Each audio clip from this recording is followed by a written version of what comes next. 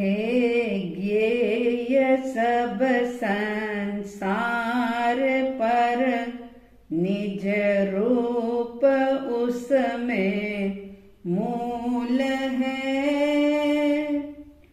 उसको अगर जाना नहीं सब जानकारी धूल है। हूँ आत्मा गुण ज्ञान वाला, हूँ अजर में हूँ अमर। इंद्रिय अगोचर रूप हूँ मैं, जानते वे धन्य नर। इंद्रिय अगोचर रूप हूँ यह, जानते वे धन्य नर।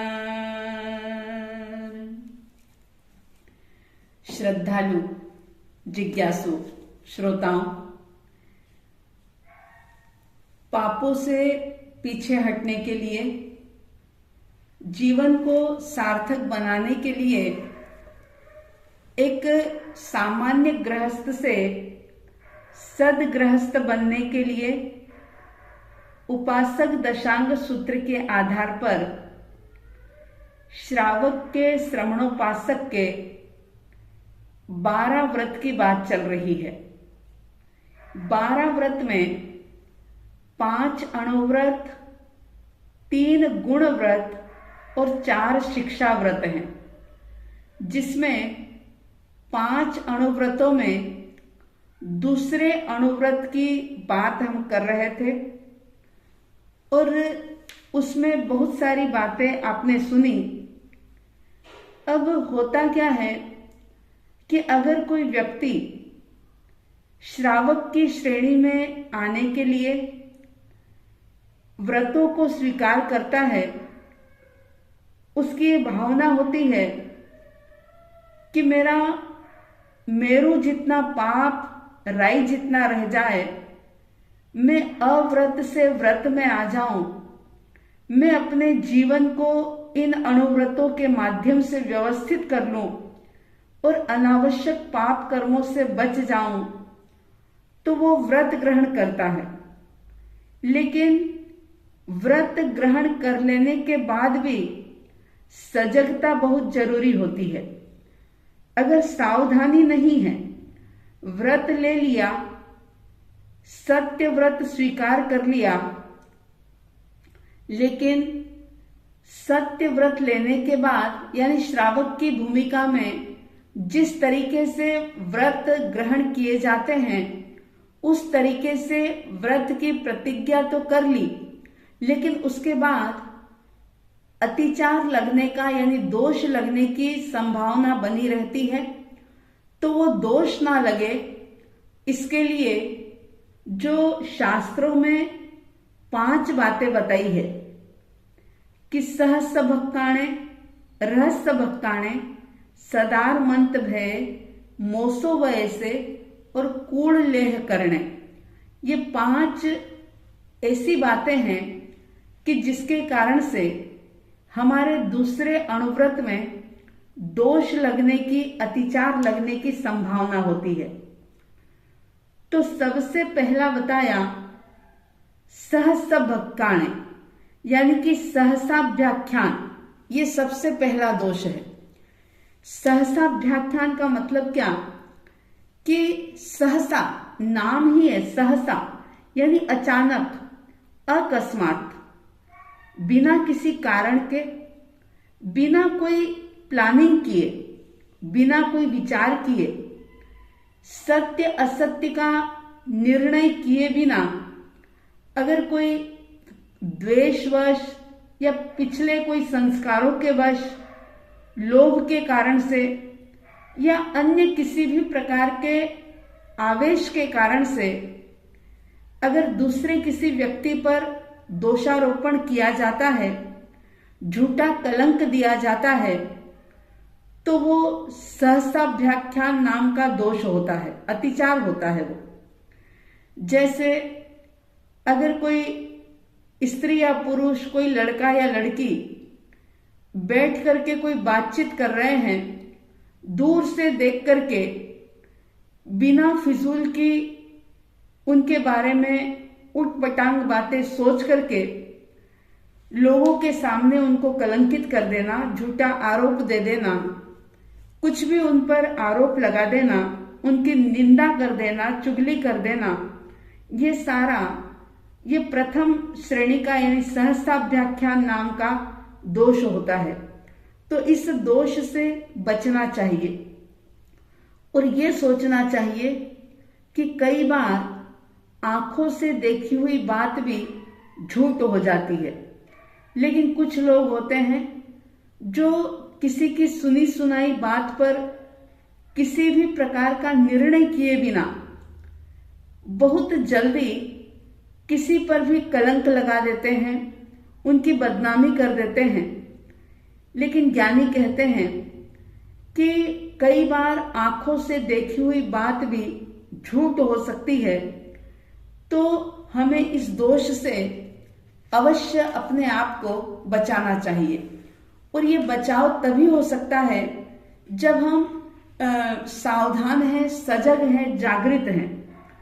क्योंकि सिर्फ गृहस्थों की ही बात नहीं, कुछ लोग तो इतने ज्यादा मूढ़ हो जाते हैं कि वे ऐसी भ्रांति या द्वेष के कारण से साधु साध्वी भगवंतों के विषय में भी झूठे आक्षेप लगा करके कोई तिल का ताड़ बना देते हैं। बात बिल्कुल छोटी सी होती है, लेकिन उसको समझे बिना, जाने बिना तिल का ताड़ बना देते हैं। और ऐसे लोग पवित्र और सदाचारी व्यक्तियों पर भी वहम के कारण से, अपने भ्रम के कारण से, अपने अज्ञानता के कारण से कीचड़ उछालते हैं, उनकी झूठी अफवाहें उड़ाया करते हैं। तो इन चीजों से व्यक्ति को बचना चाहिए। बिना पूछताछ किए अगर कोई बात आपने सुनी भी है तो उस बात की जड़ तक जाना चाहिए। क्योंकि ये जो है कि बिना जाने अगर गलतफहमी से किसी के भी प्रति कोई दोषारोपण अगर किया जाता है तो ये बहुत बड़ा एक झूठ होता है। अगर सत्य का व्रत धारण किया है तो सत्य व्रत के धारक श्रावक श्राविकाओं को इस दोष से निश्चित रूप से बचने का प्रयास करना चाहिए। लोग कहते हैं कि सारी दुनिया ही ऐसा करती है। ऐसा सोच करके अगर आप गलत रास्ते पर चलते हैं तो ये आपके लिए बहुत बड़ा दोष साबित हो सकता है। चाहे दुनिया जैसा मर्जी करती हो, संसार सुधरे या ना सुधरे, लेकिन श्रावक को अपने कर्तव्य का पालन सजगता के साथ, सावधानी के साथ करना चाहिए। जो व्रत ग्रहण करते हैं उनको ये विचार जरूर करना चाहिए कि मैंने व्रत को ग्रहण किया है, इसलिए मुझे बहुत ख्याल करके, समझ करके इस दोष से बचना ही चाहिए। आम आदमी की तरह किसी के प्रति सहसा बिना जाने दोषारोपण नहीं करना चाहिए। तो ये सहसा भक्खाणे नामक अतिचार है, दोष है। दूसरा बताया रहस्य भक्खाणे, यानी कि रहस्याभ्याख्यान। ये भी झूठ का एक प्रकार का स्रोत है। ये कुछ व्यक्ति अगर कोई एकांत में बैठ करके कोई विशेष मुद्दों पर बातचीत कर रहे हो तो ऐसे ही अटकलबाजी लगा करके उनके चरित्र पर आक्षेप लगा देना, उनके बारे में झूठी बातें कर देना, ये रहस्य भक्काणे, रहस्य बता देना, ये बहुत बड़ा पाप होता है, असत्य होता है। कोई द्वेषवश अहंकार के वश या किसी भी प्रकार से सावधानी नहीं रखने के कारण से व्यक्ति इस प्रकार के दोषारोपण करके बहुत बड़े पाप का बंध कर लेता है, यानी कि इस सत्य व्रत के अंदर अतिचार लगा सकता है। तो सहस्त्र बखाने से भी बचना है और रहस्य बखाने से भी बचना है, यानी सहसा अभ्याख्यान भी ना हो और रहस्य अभ्याख्यान भी व्यक्ति से ना हो। इसके लिए सिर्फ और सिर्फ एक ही बात है कि व्रत लेने के बाद जितना ज्यादा हो सके सजग रहें, अपनी इंद्रियों पर संयम करें, वाणी पर संयम करें और बिना सोचे समझे, बिना जांच पड़ताल किए किसी पर भी किसी भी प्रकार का दोषारोपण ना करें, किसी की व्यर्थ में बातें ना करें, किसी की बदनामी ना करें, किसी की निंदा या बुराई चुगली ना करें। अगर ऐसा करते हैं तो ही ये सत्य व्रत जो है वो सुरक्षित रह सकता है। तीसरा जो असत्य का दोष है, अतिचार है, वो है स्वदार मंत्र भय। स्वदार सदार मंत्र भेद, ये भी एक प्रकार का असत्य का रूप है। क्या होता है सदार मंत्र भय? इसका अगर यूं देखें तो एक अर्थ तो ऐसा जाना जाता है कि अपनी पत्नी की कोई भी मर्म भरी गुप्त बात अगर उसने कुछ कही है जो छिपाने जैसी है, किसी के सामने प्रकट करने जैसी बात नहीं है, तो उसको दूसरे के सामने प्रकट कर देना। अगर पति ने कुछ कहा है तो पत्नी उसे दूसरों के सामने प्रकट कर दे। और एक अर्थ ये भी होता है सदार, दार का मतलब होता है पत्नी, तो इसे पति के रूप में भी समझ लेना चाहिए। और स का मतलब होता है सहित। अब यहाँ पर पति पत्नी एक दूसरे की बात कोई रहस्य भरी हो तो ना करें, और साथ ही साथ स का मतलब हो जाता है सदार, यानी कि पत्नी के साथ साथ पुत्र आदि जो हैं उनको भी यहाँ पर ले लिया जाता है। और ये कहा जाता है कि पुत्र आदि बेटे बहुएं अगर कोई ऐसी हैं, उनकी अगर कोई गुप्त रखने जैसी बात है तो उसको भी किसी के सामने प्रकट कर देना, ये सदार मंत्र भेद नाम का दोष हो सकता है। और कई बार बहुत बड़े बड़े अनर्थ हो जाते हैं। किसी का रहस्य उजागर करने से जिंदगी जहर बन जाती है। पति पत्नी के आपस के रिश्ते जो हैं वो उसमें खटास आ जाती है, उसमें दरार आ जाती है, और बहुत बार पति पत्नी एक दूसरे से दूर हो जाते हैं, परिवार में क्लेश का कारण बन जाता है। इसलिए सदार मंत्र भय, यानी पति है तो पत्नी की कोई गुप्त बात प्रकट ना करे। अगर पत्नी है तो वो पति की कोई बात, गुप्त बात, रहस्य भरी बात अगर आपस में कुछ हुई है तो वो किसी के सामने प्रकट ना करे। इसी प्रकार से बच्चों की अगर कोई बात है तो उसे भी किसी के सामने प्रकट ना करे।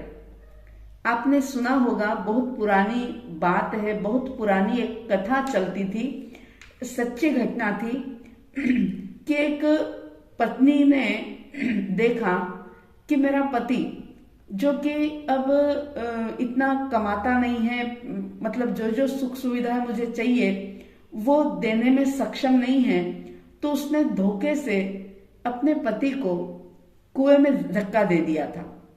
अगर मूल रूप में देखें तो कोई किसी को तकलीफ नहीं दे सकता। व्यक्ति के स्वयं का अशुभ कर्म का उदय होता है तो कोई भी निमित्त बन जाता है, और पत्नी पति को कुएं में धकेल करके अपने मायके चली जाती है। बात उसको ऐसा लगा ये बात गुप्त है।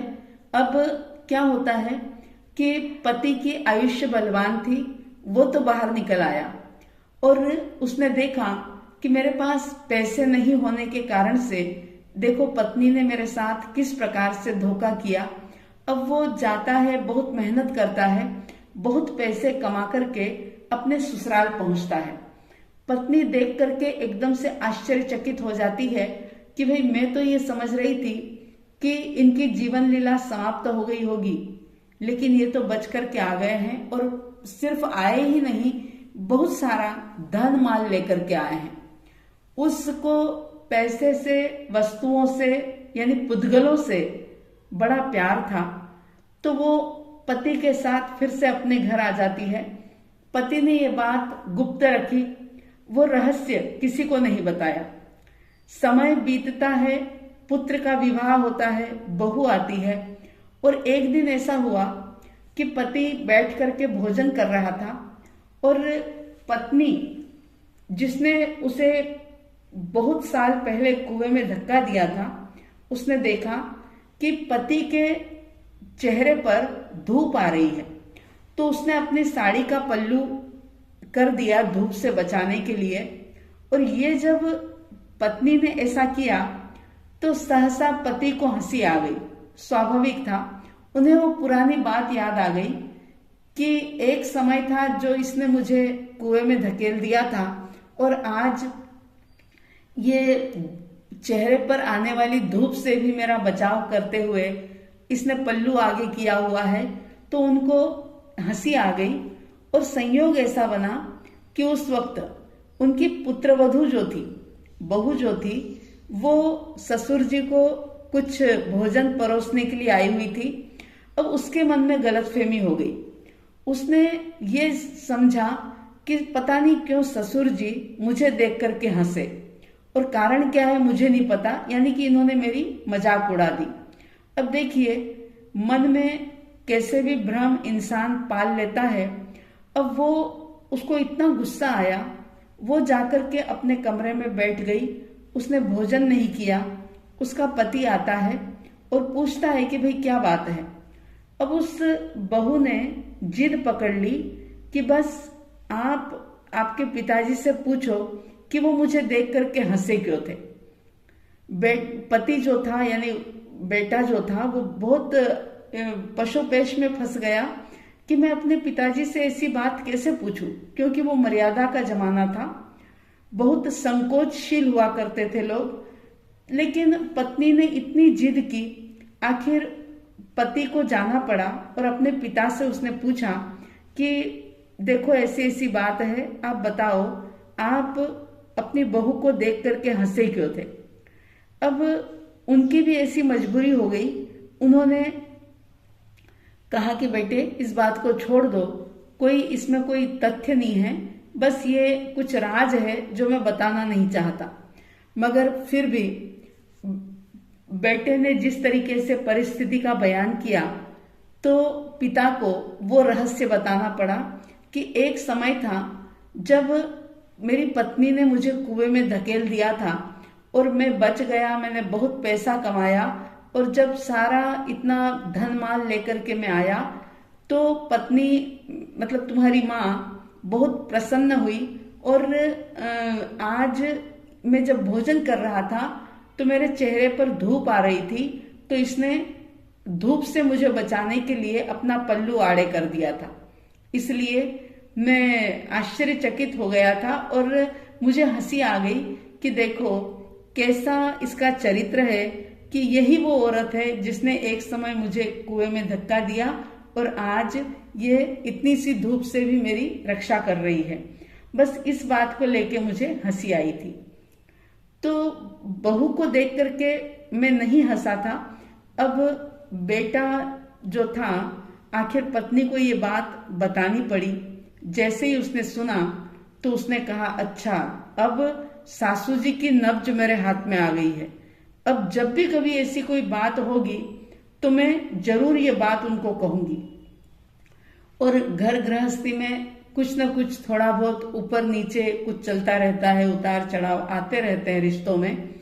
अब कभी सास से कुछ बातचीत हुई तो वो बहू जो थी वो इस बात को पचा नहीं पाई और उसने गुस्से में आकर के कह दिया, हाँ हाँ जानती हूं तुमको, कि तुम कौन हो। एक समय था जब तुमने अपने पति को कुएं में धक्का दे दिया था। अब जब ये बात उस सास ने सुनी तो उसके मन में और अलग ही प्रकार की शंकाएं पैदा हो गई। उसने सोचा ये बात तो मेरे सिवा किसी को पता नहीं थी। तो ससुर ने बहू को ये बात बताई। बस ऐसा सोच करके उसके मन के अंदर अनेक प्रकार के दुर्विचार पैदा होने लगे और इतनी ज्यादा वो विह्वल हो गई, इस तरीके से परेशान हो गई कि उसने उसी समय फांसी लगा करके आत्महत्या कर ली। जब पति को ये बात पता चली तो उनको ऐसा लगा कि पत्नी ने आत्महत्या करी, यानी कि मेरी ही गलती है, मेरे कारण से मैं निमित्त बना इसकी आत्महत्या में। और उनको भी इतनी गिल्टी फील हुई और उन्होंने भी आगे पीछे कुछ सोचा नहीं और वो भी आत्महत्या कर लेते हैं। जब ये बात बेटे को पता चली तो बेटे ने देखा कि ये तो इसकी जड़ तो मैं ही हूं। अगर मैंने इस प्रकार की बात नहीं की होती तो शायद ऐसा नहीं होता। और ऐसा सोच करके बेटे ने भी अपने आप को खत्म कर दिया। और फिर जो बहू थी, फिर उसको समझ में आया कि इन सब का मूल तो मैं ही हूं। और इस तरीके से पूरा परिवार तहस नहस हो जाता है। तो ये सदारमंत भय नाम का जो दोष है, इसको समझना और इससे अपने आप को बचाना प्रत्येक गृहस्थ का कर्तव्य होता है, फर्ज होता है। चौथे प्रकार का जो दोष है उसका नाम है मोसोवय से, यानी मिथ्या उपदेश देना। मिथ्या उपदेश यानी झूठा उपदेश देना, दूसरों को झूठ का उपदेश देना, जो कि मृषो उपदेश कहा जाता है। झूठ का उपदेश, इसका मतलब ये होता है कि जैसे झूठ बोलने की, चालाकी करने की, नाप तोल में किस प्रकार से गड़बड़ करनी, कैसे छल कपट करना, कैसे किसी को ठगना, कैसे बेईमानी करना, इन चीजों की प्रेरणा देना।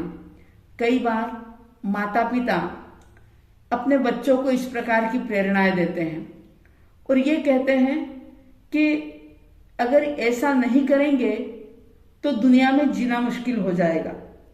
ये इस तरह की ट्रेनिंग देना और ऐसी सब चीजों के लिए प्रोत्साहित करना, ये मिथ्या उपदेश है। ये भी बहुत बड़ा एक दोष है सत्य का, इसलिए इससे भी अपना बचाव करना चाहिए। एक बार ऐसा हुआ, दो व्यक्ति आपस में बात करते हैं। एक ने कहा कि भाई मेरी तबीयत ठीक नहीं रहती थी, खाना मुझे हजम नहीं होता था, बहुत गैस बनती थी, इसलिए मैंने तो क्या किया कि थोड़ा सा मैंने शराब पीना शुरू किया, तो तब से मुझे कोई शिकायत नहीं रहती, मतलब मैं स्वस्थ रहता हूं।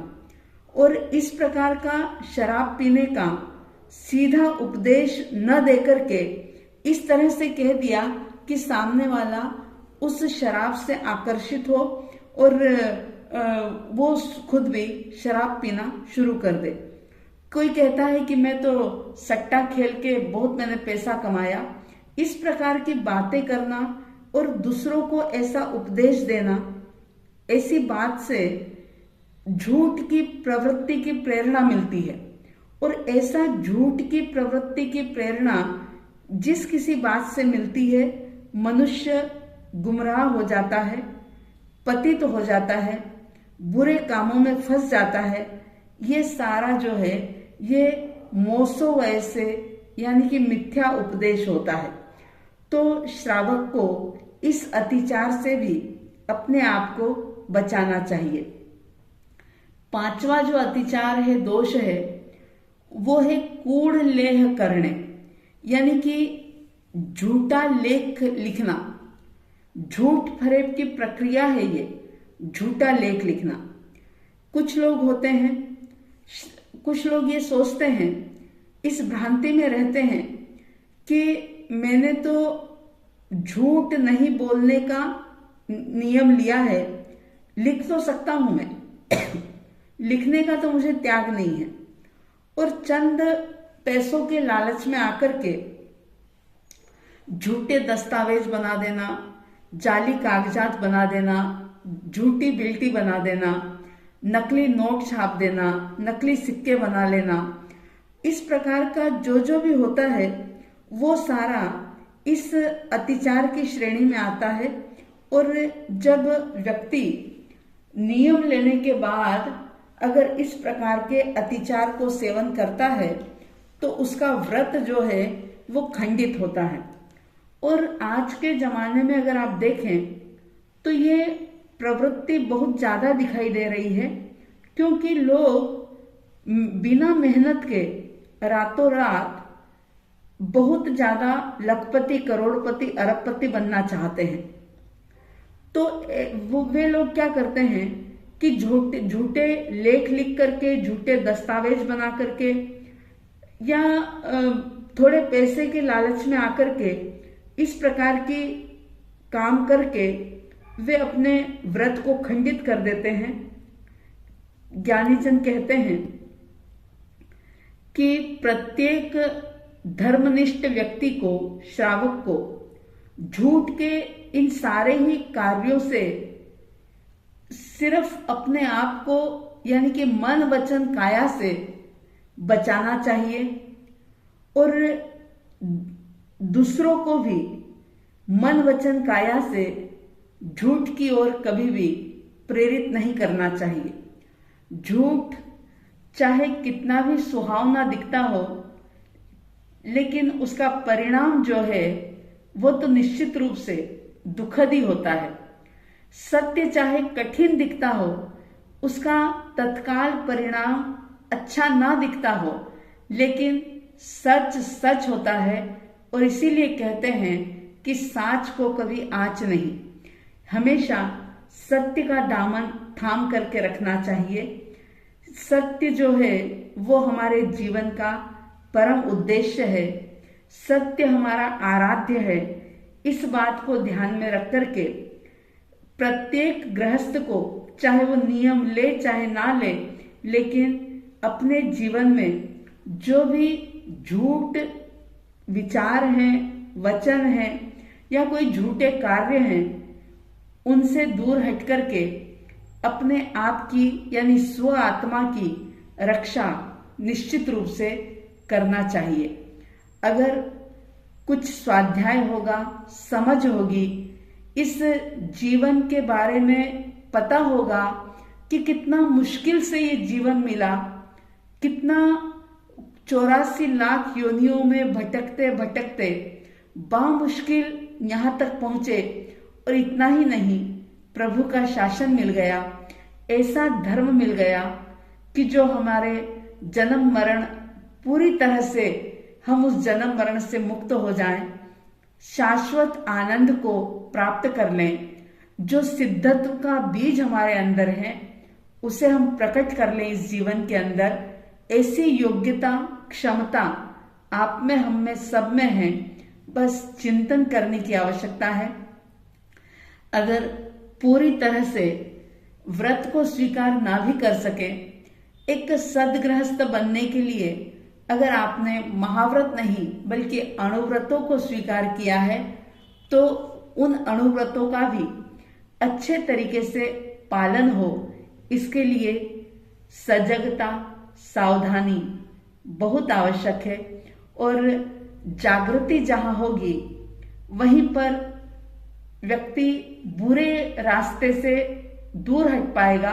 अगर जागृति ना हो तो व्यक्ति गलत रास्ते पर भागता ही चला जाता है, उसे होश ही नहीं रहता कि एक्चुअली मैं क्या कर रहा हूं, मुझे क्या करना चाहिए। तो अपनी आत्मरक्षा के लिए इन अतिचारों को सुनना, समझना और फिर निरीक्षण करना कि कब कब किस किस प्रकार से हम नादानीवश, अज्ञानतावश, लोभ लालच के वश होकर के इन अतिचारों का सेवन करके कैसे हम पाप कर्मों का बंधन कर लेते हैं। आप सबके भीतर में सत्य व्रत के प्रति निष्ठा जागे और एक अच्छा जीवन जीने के लिए, आप एक श्रावक बनने के लिए ज्यादा से ज्यादा इन व्रतों को ग्रहण करके इनका पूर्णतया पालन कर सके, ऐसा पुरुषार्थ आपका प्रबल रूप से हो, ऐसी साध्वी द्वय की तरफ से हार्दिक हार्दिक शुभ मंगल भावनाओं के साथ जय प्रभु महावीर, जय गुरु आनंद।